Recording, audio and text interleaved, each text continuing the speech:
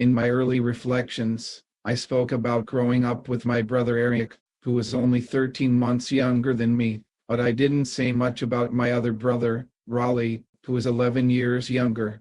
I went to seminary when he was only 7, and didn't see him, except once or twice over the next 4 years. Even when I left religious life at 23, and he was 16, I allowed life to come before our relationship. Over the next few years I moved further and further away, not only in distance but in presence, and it's one of the biggest regrets of my life. Somehow, my brothers always looked up to me, but I think I took it for granted, not doing my part to stay close to them.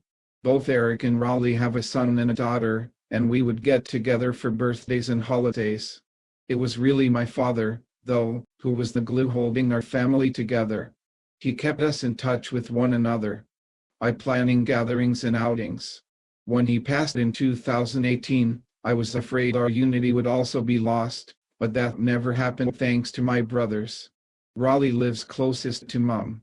He and his wife Irma check in on her often, and keep up with her daily chores like yard work, shopping, and appointments. I'd visit her about once a week for a few hours to have lunch, catch up on family news, and get in a game of Scrabble with her.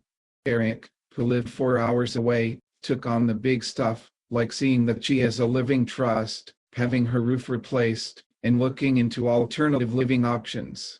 Since my illness has progressed, and I'm no longer driving, Raleigh and Eric have brought her to see me, usually twice a month. They've each been willing to feed me and help me with other personal needs. I'm so grateful for their generosity of time and effort, which has kept us close.